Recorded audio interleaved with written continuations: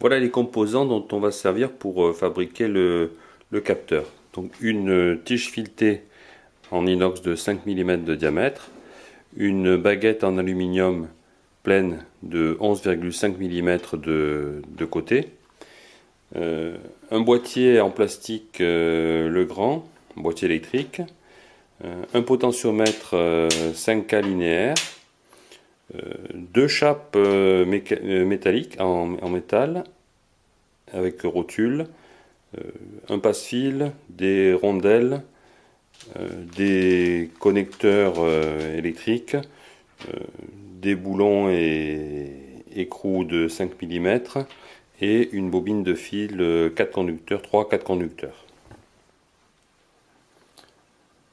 La pièce principale, c'est le potentiomètre.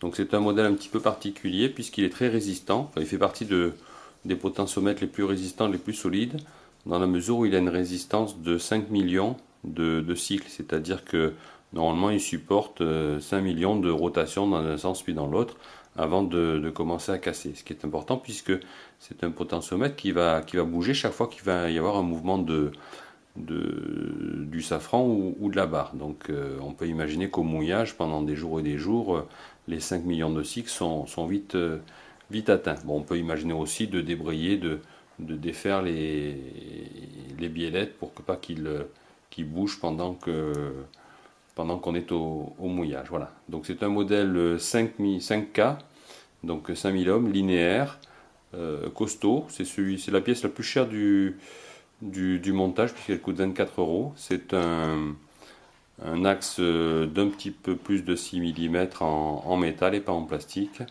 Voilà, c'est une bonne fabrication, je pense. Le boîtier dans lequel on va mettre le potentiomètre, c'est un boîtier tout simple.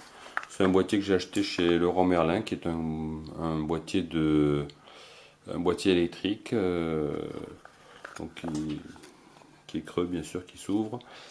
Il y a des petites vis de fixation à l'intérieur. Alors j'ai pris ce modèle-là parce qu'il a des pattes de fixation externes, ce qui va permettre de le positionner et puis de le tourner légèrement pour trouver le bon réglage pour trouver le zéro sur la barre, sur l'afficheur.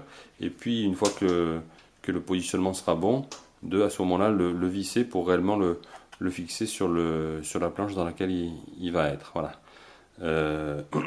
Contrairement à un boîtier classique électrique de ce type-là, qui lui, qui lui se fixe uniquement par l'intérieur. Donc une fois qu'il est vissé, ben, on ne peut plus le bouger et en tout cas on aurait des difficultés à le fixer. Voilà. Donc j'ai préféré ce modèle-là de boîtier. Bon, il est beaucoup plus cher, mais je pense, puis il est beaucoup plus joli aussi, je pense. Voilà pour le boîtier. Autre pièce importante, ce sont les deux rotules. Les rotules qui vont permettre de mettre en liaison les deux biellettes. Une biellette qui va être sur la mèche du safran et une biellette qui va être fixée sur le potentiomètre. Donc ce sont des rotules en métal et pas des rotules en nylon. Alors j'ai pris ce modèle-là, chez Conrad aussi, parce elles n'ont pas de jeu. Ce qui est intéressant, c'est qu'elles n'ont pas de jeu, et c'est important pour qu'il n'y ait pas du tout de débattement, de manière à ce qu'il n'y ait pas de mouvement parasite sur le potentiomètre. Parce que le modèle d'origine Raymarine, lui, a un ressort de rappel sur le potentiomètre qui permet donc d'éviter les débattements. Donc c'est du costaud, hein, c'est pas du nylon, et elles sont équipées donc d'une agrafe qui permet de désolidariser la rotule et la bille. Voilà, donc ça se défait en en faisant tourner l'agrafe. Voilà, donc là, voilà, vous voyez, ce petit truc là se clipse autour de l'axe qui est là. Donc là, je l'ai déclipsé. Et on peut à ce moment-là retirer l'agrafe qui coulisse et qui a pour effet de verrouiller la bille dans la rotule. Voilà, voilà, c'est défait. Donc vous voyez là, l'intérieur. C'est une rotule avec un pas de vis, celui-ci qui est en M5, donc c'est du 5 mm. Voilà. Et je peux remettre ensuite la bille dans la rotule. Voilà. Et là c'est bien solide, et bien sûr on verrouille en remettant l'épingle qui verrouille l'ensemble.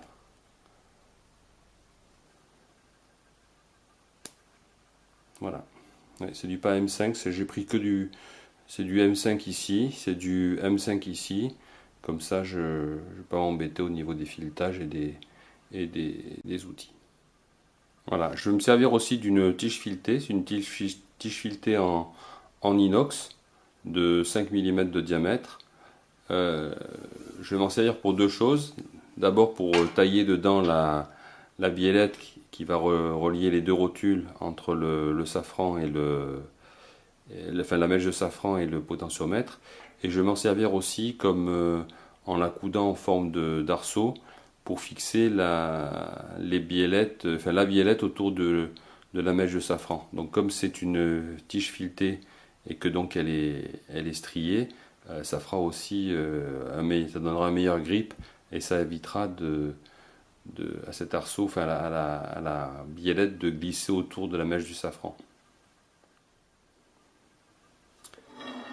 Ensuite, je vais utiliser une baguette en aluminium. Donc c'est une baguette en aluminium plein de 11,5 mm d'arête, pareil qui vient de chez Leroy Merlin, qui est pleine parce que comme ça elle sera plus rigide tout en restant relativement légère, et ça me servira à tailler les deux biellettes, une biellette pour le potentiomètre et une biellette pour mettre pour fixer à la mèche du safran. Voilà. L'avantage c'est qu'en plus il y a un rainurage qui sera facile pour percer exactement au milieu pour les filetages et les différentes fixations. Ensuite, quelques petits accessoires de quincaillerie, un passe-fil pour faire plus propre, pour passer dans le boîtier, des rondelles en inox, de la visserie pour fixer l'ensemble. C'est du 5 mm aussi, bien sûr, hein, pour que ce soit homogène. Des terminaisons, des embouts à sertir pour mettre au bout des fils, que ce soit plus propre pour entrer dans le calculateur. Et puis il me restait une bobine de fil, avec 4 conducteurs, mais je crois qu'on va s'en servir que de 3, plus une masse. Alors malheureusement je ne suis pas arrivé à trouver le même fil que Raymarine, c'est-à-dire le code des couleurs rouge, vert et bleu ne sera pas respecté. J'aurai du rouge, du vert et puis peut-être du marron ou du blanc. Voilà. De la même manière, au niveau du diamètre des fils, ils sont un petit peu trop fins, mais ça va, j'ai mesuré la résistance, ça fera pas trop de différence malgré la longueur.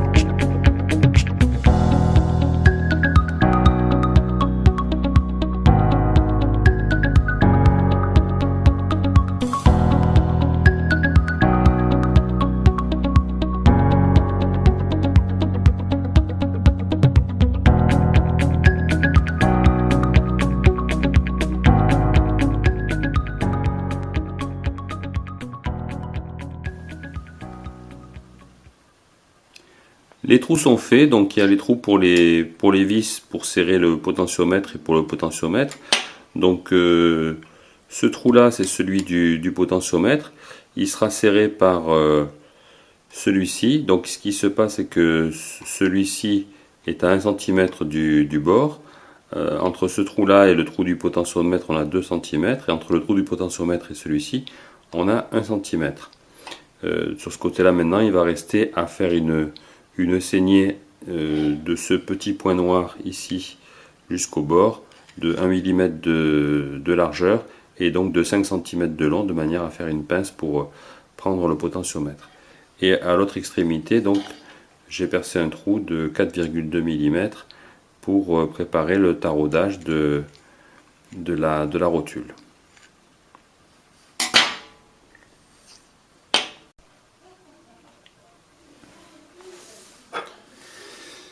La barre est terminée, la biellette qui va aller sur le potentiomètre. Alors j'ai donné un trait de scie ici pour fendre la baguette, de manière à ce que ça puisse pincer ensuite le potentiomètre.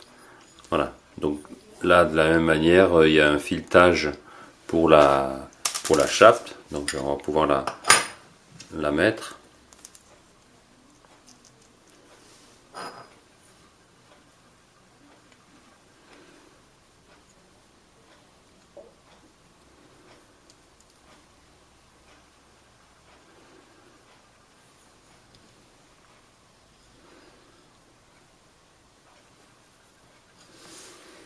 Voilà pour la rotule ici. Et ensuite, on a deux filetages de ce côté-là, deux filetages ici. Par contre, des trous un petit peu plus gros ici pour les écrous, pour le serrage.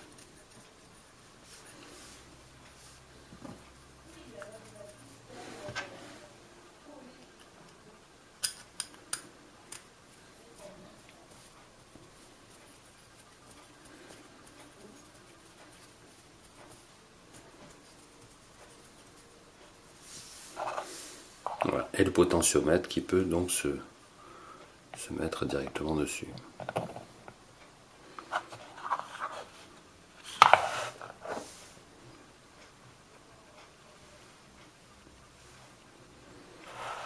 Voilà. L'avantage, c'est qu'on pourra ici, avec un tournevis, directement faire le réglage du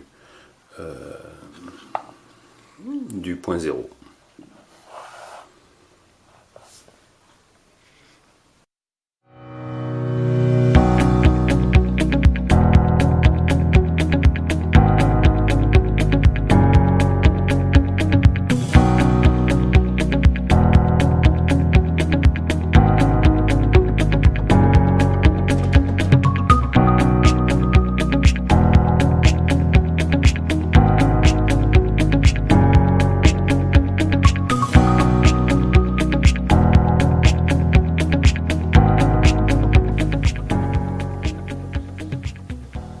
Voilà un schéma pour expliquer la géométrie des biellettes.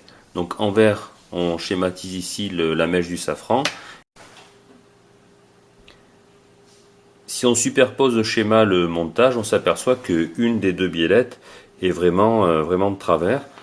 Mais ce n'est pas grave, puisque l'essentiel, c'est qu'en fin de compte, les angles droits soient respectés ici, de ce côté-là, par rapport à cet axe-là qui est un axe virtuel, mais qui sera une biellette virtuelle, donc l'axe de 90 degrés est bien respecté.